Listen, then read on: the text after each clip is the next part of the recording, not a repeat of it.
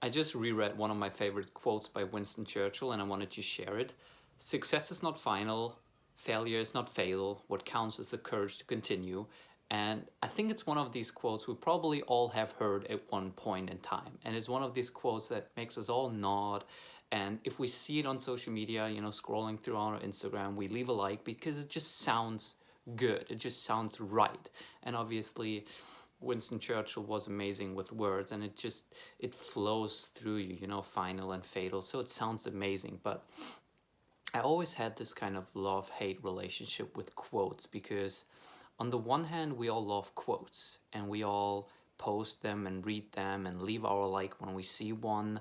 But I think the biggest problem is that quotes can be so fundamental and deep, but for some reason, because they're so short, we assume we should spend the same amount of time thinking about them as we spend time reading them.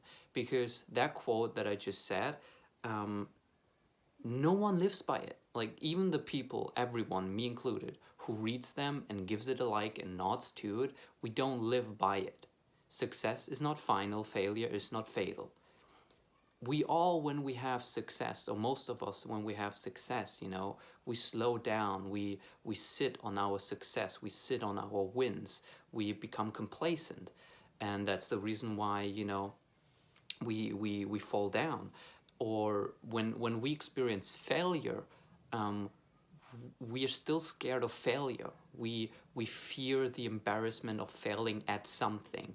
And when we fail, we are pushed down for a time until we can recover. So even though we all agree to this quote, we all don't live by it.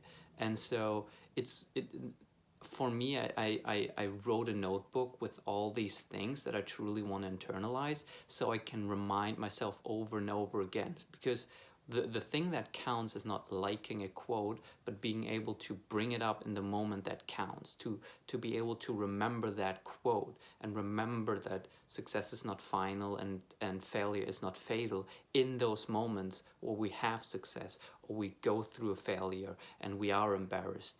And we always put these people like Churchill on a pedestal, and we assume like they lived that every moment of their life, and that's why they were successful. But I truly believe that they struggled with that too, and that's why they needed to remind themselves too.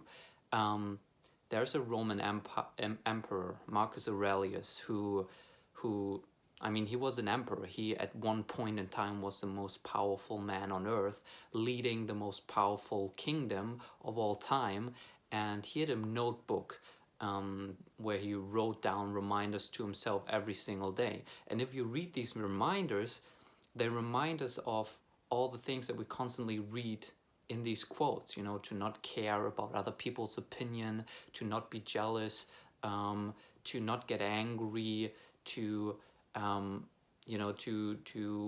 not get beaten down by failure, and that failure is a normal part of life.